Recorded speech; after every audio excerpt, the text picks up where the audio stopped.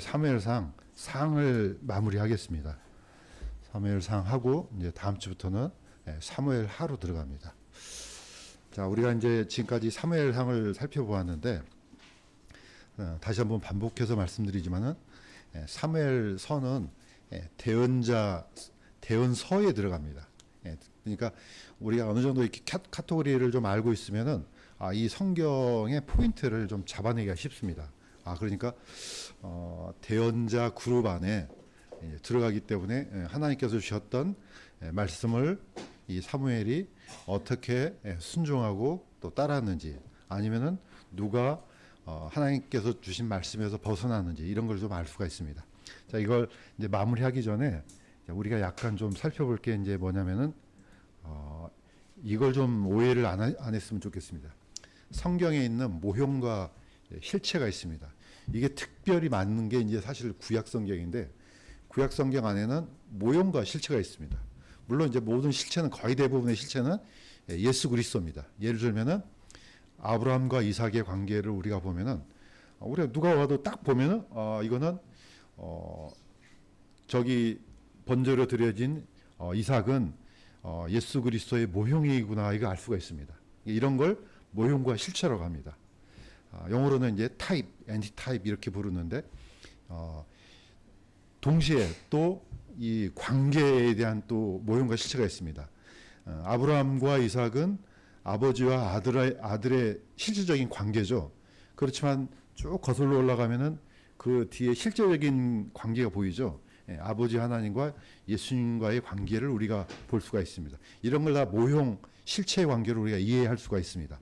자, 그런데 또 한 가지는 약간 우리가 조심해야 될 부분이, 예수님이 분명히 이렇게 말씀하셨습니다.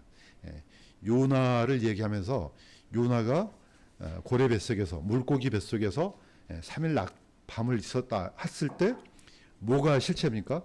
예수님의 무덤 속에서 3일 낮밤을 지냈던 게 실체잖아요. 그럼 모형은 요나가 고래 뱃속에 들어있는 게 모형이에요.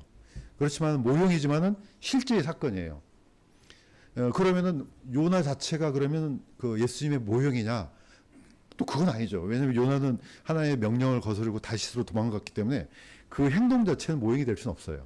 그러니까 성경에 보면은 이런 현상들, 이런 일들, 이런 사건들, 또는 어떤 사람들, 분명히 하나님께서 보여주시고자 하는 그런 실체를 이렇게 가져오는 경우가 많습니다. 그러니까 어떤 인물은 굉장히 많이 비추기도 합니다. 그러니까 이제 어떤 그림자를 많이 비춘다고 볼 수 있죠. 근데 어떤 인물은 아주 짤막하게 보이기도 합니다. 우리가 사무엘서를 보다 보면은 사무엘 자체가 이 예수 그리스도에 대한 이 실체를 굉장히 많이 갖고 있습니다. 그래서 오늘 사무엘서를 이제 보면서 마무리를 하는데, 어떤 면에서 그러한지 이제 보겠습니다. 이제 결론을 내리는데, 우리가 볼 이제 이 교재 85페이지에서 이제 마지막까지 갑니다. 사무엘 하 전에 91페이지까지 가는데, 이제 내린 결론은 뭡니까? 저번에 했던 것을 다시 한번 반복합니다. 오늘의 이제 결론이니까. 사무엘은 신실한 나실인이다. 이거는 예수 그리스도의 예표를 굉장히 많이 갖고 있죠. 왜냐하면 예수님도 나실인이니까 그렇습니다. 하나님께 완전히 번제로 드려진 존재이기 때문에 그렇습니다. 자, 사무엘상 1장 11절 제가 읽겠습니다. 이거는 한나의 기도입니다. 오 만군의 주여, 만일 주께서 주의 여종에게 사내 아이를 주시면 내가 그의 평생토록 그를 죽게 드리고 삭도를 그의 머리에 대지 아니하겠나이다.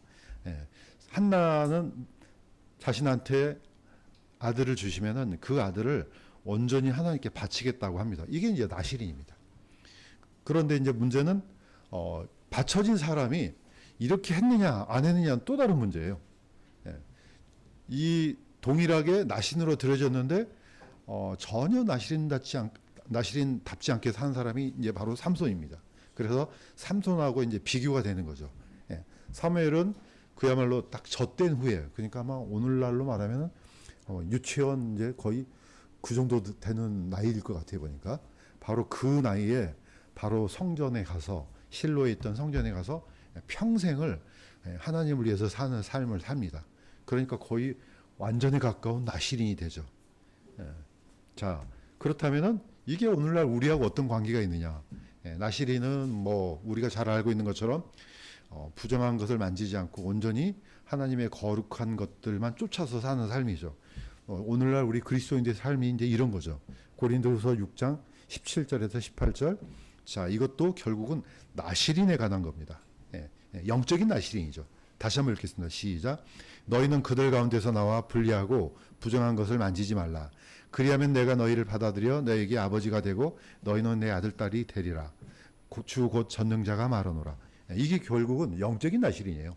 그래서 우리가 구원받았다, 하나님의 자녀가 됐다 한 순간부터 사실 나시린이 되는 겁니다. 물론 퍼펙트한 삶을 살 수는 없지만은 이게 결국은 예배하고 관련된 거죠. 왜냐하면 드려져야 되니까.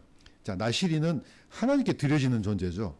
그러면은 그 구약에 있는 그림자, 모형을 그대로 영적인 실체로 갖고 가면 결국 예배에 관련된 겁니다.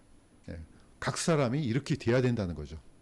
물론 뭐 예수님처럼 사도 바울처럼 그런 삶을 살 수는 없지만은 적어도 우리가 알고 있고 또 그런 방향으로 우리 삶을 몰아가는 것이 당연하다고 생각됩니다. 자, 두 번째는 이게 굉장히 중요한 거죠. 사무엘은 신실한 대언자이다. 아마 계속해서 반복하지만은 개혁성경에는 이제 선지자로 보통 됐습니다. 저도 처음에는 이게 큰 차이가 없겠지 생각했는데 계속해서 이 말씀을 묵상하고 이 단어를 묵상하니까 대언이 가장 그래도 이 원어를 가장 감축하는데 적당한 단어라는 결론이 들어왔습니다. 왜냐하면은 대언자는 다른 게 아니고 하나님께서 주신 말씀을 있는 그대로 선포해야 되는 거예요. 그다음에 선포만 하는 게 아니고 그 말씀을 그대로 순종해야 돼요. 이것보다 더 확실한 건 없는 것 같아요. 그러니까 뭐 영어로는 프로페트, 뭐 한국어로는 선지자, 뭐 예언자, 심지어는 예언자, 말은 다 통해요. 그렇지만은 이 의미를 가장 그래도 잘 담고 있는 게 이 단어 같아요.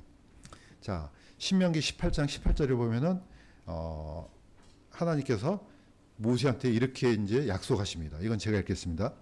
내가 그들의 형제들 가운데서 너와 같은 대언자 하나를 그들을 위하여 일으키고 내 말들을 그의 입에 두리니 내가 그에게 명령할 모든 것을 그가 그들에게 말하리라. 자, 하나님께서 약속하신 것은 먼 훗날 너랑 비슷한 너와 같은 대언자를 내가 일으키겠다. 누굽니까? 예수님이에요. 예수 그리스도를 약속한 거예요, 이미. 그러니까 구약에는 예수님이라는 단어가 하나도 안 나오는데 그러면은 그건 참 큰 착각이에요. 이미 창세기부터 여자의 후손에 대한 얘기가 나와요. 그래서 어떤 사람은 구약 성경에는 그냥 하나님만 믿고 율법을 통해서 구원받았다. 그건 큰일 나요. 비록 구약 성경에 예수 그리스도란 말이 안 나오지만은 이미 여자의 후손 메시아에 대한 것들이 이 약속을 주신 이 여기가 어디입니까? 바로 모압 평야예요. 이미 이스라엘 백성이 다 들은 거예요. 예수님을 일으켜서 세워주겠다는 거예요. 그래서 내 말들을 그의 입에 두리니 내가 그에게 명령할 모든 것을 그가 그들에게 말하라. 그러니까 예수님이 그대로 이 얘기하겠다는 거죠. 이게 대언자입니다. 그래서 예수님도 넓은 범위 안에서는 대언자의 그룹에 속해요. 왜냐? 하나님의 말씀을 있는 그대로 선포하니까. 자, 그래서 대언자의 교훈을 보면은 분명히 얘기하십니다. 요한복음에 보면은 5장 30절 이건 예수님께서 하신 얘기예요. 자, 다시 한번 읽겠습니다. 시작. 나는 아무것도 스스로 할 수 없노라. 나는 듣는 대로 심판하노니 내가 내 뜻을 구하지 아니하고 나를 보내신 아버지의 뜻을 구함으로 내 심판은 의로우니라. 자, 예수님께서 뭐라고 하셨냐면은 나는 듣는 대로 심판한다. 나는 스스로 아무것도 할 수 없다. 예수님이 거기 뭡니까? 창조주의인데 뭐 아무것도 뭘 못해요. 뭘 강조하는 거예요? 명령의 시스템을 강조하는 거예요. 아버지 하나님께서 주신 말씀을 예수님은 받아서 누구한테 또 선포합니까? 밑에 있는 그림에처럼 사도들한테 선포하고 사도들은 그대로 그 이후에 또 뭡니까?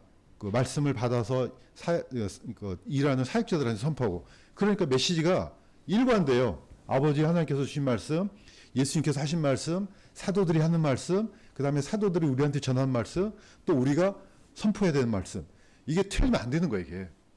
그래서 제가 끊임없이 반복되지만은 뭐 우리가 요즘에는 신학이란 말을 쓰지만은 그거는 이제 학문의 영역에서 바라보지만은 복음의 관점에서는 다르면 안 되는 거예요.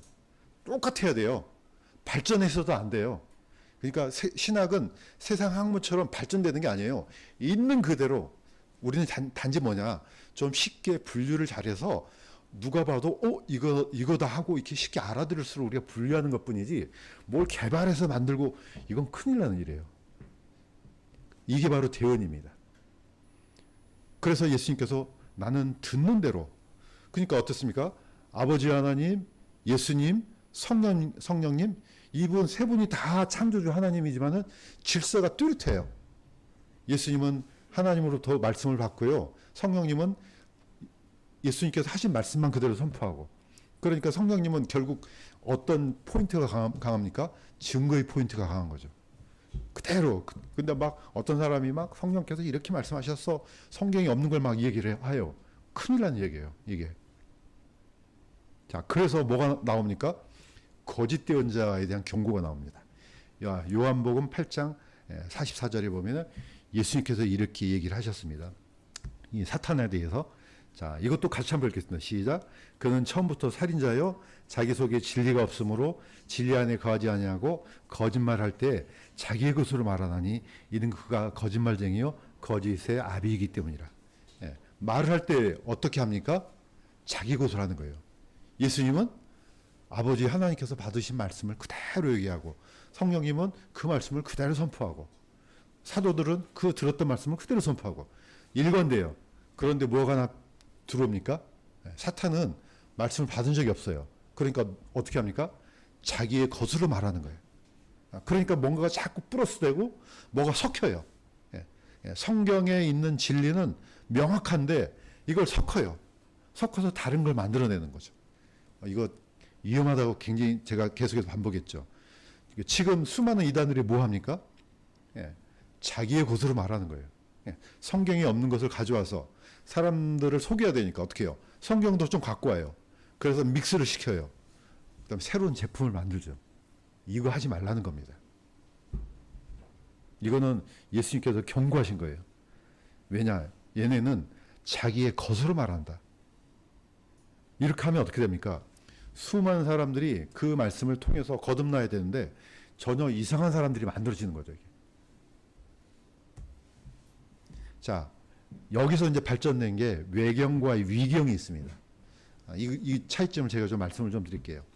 자, 사실 이게 다 원어에서 나온 말이에요. 아포라는 말은 멀리 떨어졌다. 크라파는 숨겨졌다는 뜻이에요. 그래서 이걸 이제 번역을 외경이라고 이제 번역을 합니다. 파크라파라고 하는데 이것은 숨겨진 뭐 이런 뜻이에요. 사실 근데 이 외경을 뭐 번역상은 뭐 어떻게 할 수가 없어요. 뭐 한국어든 뭐 중국어든 이걸 다 포함될 수는 없습니다. 자, 이 외경은 분명히 성경이 아니에요. 그러나 보면은 때로는 유익이 될 수 있어요. 왜냐하면 그 역사의 이면을 우리가 알 수가 있으니까. 그 중에 이제 대표적인 게 마카비서예요. 마카비서 같은 경우는 우리가 읽으면은 그 시대에 어떤 일이 일어났는지 우리가 캐치할 수 있습니다. 그렇지만 성경은 아니에요. 이런 것을 외경이라고 해요. 그러니까 도움은 되지만은 성경의 권위에다 놓으면 안 되는 성경이에요. 아니, 성경이라다 안 되는 책이죠. 이걸 외경이라고 그러죠. 그다음에 위경은요. 이건 가짜예요. 이거는 외경에 포함될 수도 없어요. 이거는 사기꾼들이 어디서 받아갖고 책을 만들어요. 그래서 이걸 어디에다 집어넣습니까? 성경의 권위에다 집어넣는 거예요. 그러니까 가장 심각한 건 뭡니까? 위경입니다. 자, 마카비하고 옛날 이제 위경의 대표적인 게 에녹서죠. 이걸 성경 안으로 끄집어 드리려고 그래요. 이거는 지금 요즘에 유튜브 보면 이 에녹서를 가지고 막 유튜브를 만들잖아요. 굉장히 조심해야 됩니다. 이런 거는 성경도 아니고 가짜예요. 그 다음에 에녹이 만들지도 않았어요. 그랬으면 이미 들어왔겠죠. 자, 신명기 18장 20절에 자, 같이 한번 읽겠습니다. 시작. 만일 대언자가 내가 말하라고 명령하지 아니한 말을 자기 뜻대로 내 이름으로 말하거나 혹은 다른 신들의 이름으로 말하면 그 대언자는 죽으리라. 자, 대언자라고 하는 사람이 아니 하나님이 말씀하시지도 않았어 그렇게. 그런데 하나님께서 이렇게 말씀하셨어. 이거 어떻게 한다고요? 죽는다는 거예요. 그런데 이미 하나님께서 주셨어요. 그런데 다른 신이 이렇게 얘기했어. 하나님이 얘기한 게 아니고 다른 신이 나한테 줬어. 이거 죽는다는 거예요. 이거 그래서 제가 보니까 가면 갈수록 더 심한 것 같아요. 이게 마지막 때가 되면 될수록 이 마귀가 더 많은 혼란을 가지고 성경을 쥐어 짜서 다른 것들을 만들어내고, 그러니까 나중에 물을 거예요. 예수님께서 내가 언제 그렇게 얘기를 했지? 그러면 그 말에 대한 책임을 져야 돼요. 이거는 심각한 문제예요. 왜냐? 이걸 비틀잖아요? 그러면은 이걸 받아서 이게 진짜인 줄 알고 믿었던 수많은 사람들이 있을 거 아니에요. 그 영혼들은 어떻게 책임질 거예요? 이단들이 그냥 단순한 이단들이 아니에요. 비틀어서 만들어서 교단을 만들고 교리를 만들어내고 이 거짓 진리를 만들어내는데, 이렇게 해서 그 영혼이 나중에 지옥 가면 그거 누가 책임질 거냐 이거예요. 그래서 성경에 있는 것을 진실되게 전하는 것은 엄청난 사건이에요. 그걸 누가 했습니까? 사무엘이 했다는 겁니다. 그래서 사무엘의 말은 땅에 떨어지지 않았다 이렇게 합니다. 그러니까 그 사무엘은 진실되게 하나님께서 주신 말씀만 그대로 선포하고, 그래서 이제 우리가 그 사무엘의 삶을 찾아보면 우리도 그런 삶을 살아야 되겠구나, 이런 교훈을 우리가 얻을 수가 있습니다. 나중에 개인적으로 이거는 이런 부분에 대해서는 혹시 질문이 있으면 질문을 받겠습니다.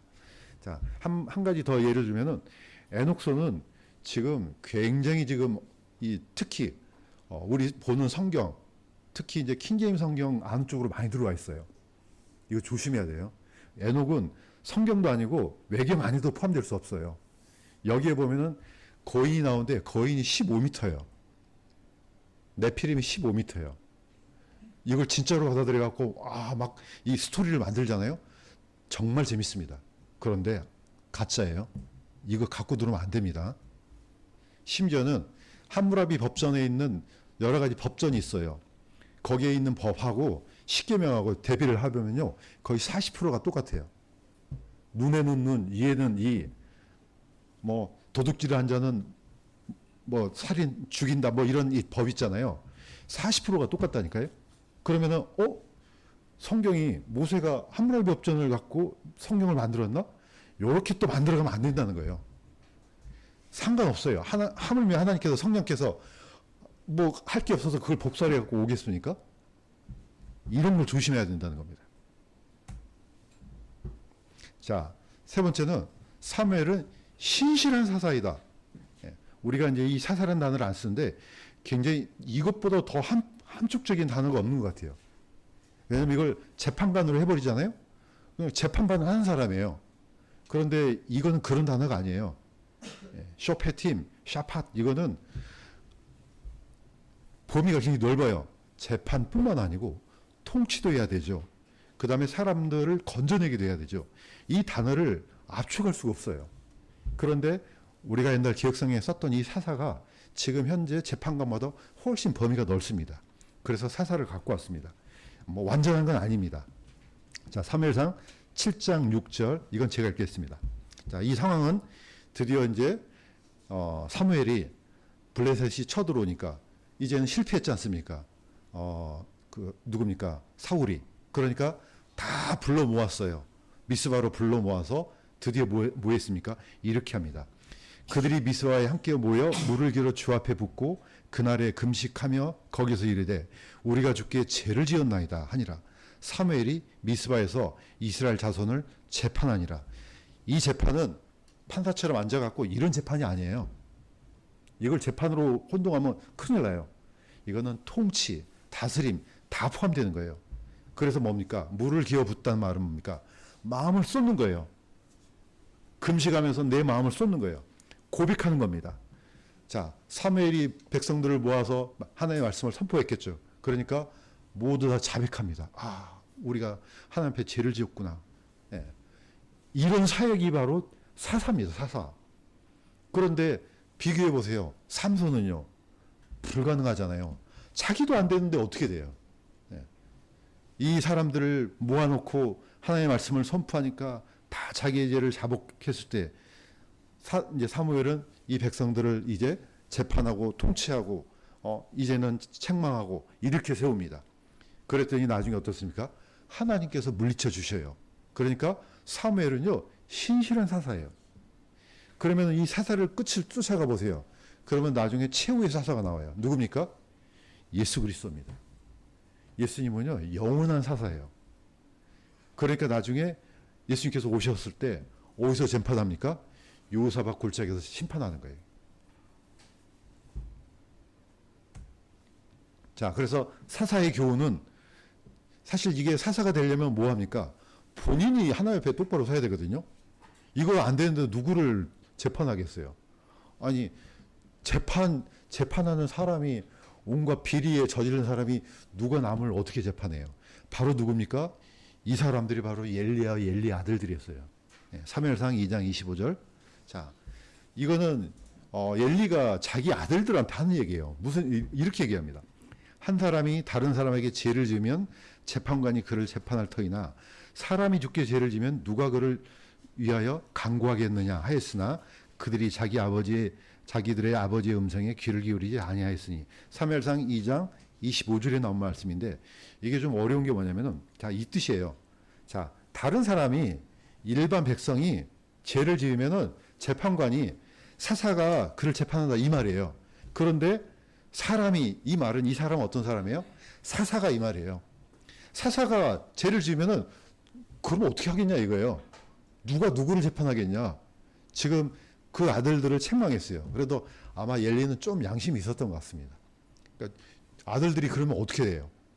그것도 제사장들인데. 그러니까 이 책망을 했는데 이에 두 아들은 아버지의 음성에 귀를 기울이지 않았다. 전혀 안 먹혔다는 거죠. 이걸 그대로 흘러서 가면은 역사가 뭐가 나옵니까? 예수님 시대 때 사두개인들, 바리새인들이 나오죠. 이 사람들은 백성들 위에 군림하면서 온갖 비리는 다 저질러요. 자, 지금 사건이 뭐 역사적으로 이렇게 일어났다가 나중에 훗날 그게 아니에요. 똑같아요. 보시면 아시겠지만은 우리가 이제 사무엘상 결론을 내릴 때 보면은 저번에 한번 얘기했습니다. 에스겔 8장 16절에 보면은 에스겔이 어떻게 알겠습니까? 저기 바벨론으로 잡혀갔는데 이때 하나님께서 보여주셔요. 환상을 통해서 어떤 일이 예루살렘 성에 있었는지, 예루살렘 성전에 무슨 일이 있었는지 보여주신 거예요. 자, 이때 이제 에스겔이 그걸 그대로 기록한 겁니다. 그분께서 나를 데리고 주의 집에 안뜰에 이르셨는데 보라, 주의 성전의 문에 주랑과 제단 사이에 25명 가량이 있더라. 그들이 동쪽을 향하게 한 채 동쪽을 바라보며 태양하게 경배하더라. 저번에 한번 말씀드렸죠. 25란 숫자는요, 대제사장 빼고 24명이에요. 24반차가 나와요. 그러니까 뭡니까? 전체가 다 썩은 거예요. 대제사장부터 제사장, 하나님께 예배드리는 대표적인 사람들이 이루고 있다는 거예요. 주인이 누구예요? 태양, 사탄이에요, 사탄. 이 일을 어디서 합니까? 솔로몬 성전에서 하고 있는 거예요, 이게.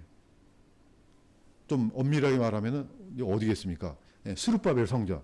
하나님의 성전에서 하나님께 예배드리는 사람들이 전부 다 누구한테 예배하고 있어요? 사탄한테 하고 있다는 겁니다. 이걸 그대로 보여준 주죠. 그러니까 어떻습니까? 왜 망했는지가 이해해야 되는 거예요. 예루살렘 성이 왜 멸망했는지, 성전이 왜 무너졌는지. 지금 밑에 있는 그림은 바로 오늘날 그대로 나오고 있습니다. 저 뒤에 건물이 뭐가 보이죠? 뒤에 있는 오마르 사원이에요. 그러면 딱 보면 여기가 바로 솔로몬 성전터예요. 누굽니까? 지금 어디를 향해서 절하고 있습니까? 이 사람들이 다 이슬람 족속들인데 메카를 향해서 절하고 있어요. 이게 거룩한 하나님의 터 위에서 지금 이게 이루고 있다니까요. 그러면 이게 그 옛날이나 지금이나 앞으로나 똑같다는 거예요. 똑같은 거예요. 사무엘을 왜 우리가 집중적으로 보냐면은 이 하나님께서 맡겨주신 이 직분을 벗어나게 되면요, 이런 현상이 반드시 일어난다는 겁니다. 그래서 사무엘상은 이렇게 결론이 내립니다. 자, 그래서 그러면은 어떻게 회복되냐 이거죠. 구약성경에서 레이지파가 왜 중요합니까? 열쇠. 이 열쇠를 여는 아주 장본인이에요. 다른 지파도 물론 중요하지만은 레이지파를 집중적으로 다루는 것은 뭡니까? 레이지파가 하나님과의 사람들 사이에 있는 이 예배를 실질적으로 이렇게 주관하는 지파예요. 성전에서 백성들이 가지고 온 재물들을 잡아서 또 그 피를 드리고 이 모든 것들, 이 예배 시스템을 주관하는 게 레이지파예요. 그러면 레이지파가 중간에 사라져 버리잖아요. 그러면 그 국가는 망하는 겁니다. 그만큼 중요한 거죠. 그래서 결국은 누구를 일으킵니까? 레이지파 안에서 사람을 일으키죠. 왜? 이 사람이 그 역할을 해야 되니까.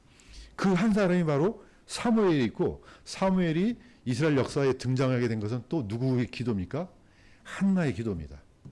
딱 한 사람의 기도예요. 그러니까 우리는 물론 합심해서 기도하지만은 하나님의 역사는 때로는 단 한 사람을 위해서 좌로도 가고 우로도 가고 그럴 수가 있다는 겁니다. 예. 이 한나의 기도를 통해서 사무엘이 태어났고, 사무엘 한 사람을 인해서 이 나라가 다시 바로잡아지는 겁니다. 그래서 사무엘상은 이렇게 마무리가 됩니다. 자, 로마서 5장 19절 이거 읽고 마무리하겠습니다. 시작. 한 사람의 불순종으로 말미암아 많은 사람이 죄인이 된 것 같이 한 사람의 순종으로 말미암아 많은 사람이 의론자가 되리라. 아멘. 그래서 한 사람이 중요한 겁니다. 한 사람이 하나님 앞에 정말로 똑바로 서 있으면은 그 나라는 세워지는 것이고, 그 한 사람마저 무너졌다 그러면 그거는 희망이 없는 겁니다. 그래서 우리가 사무엘 상을 봤을 때 결국은 포커스를 지금 레이지파 중에서도 사무엘 중에서도 사무엘도 역시 한나와 연결되어 있으니까 결국 하나님께서 한 사람의 기도를 들으시는구나. 우리가 이제 이런 데서 교훈을 찾아서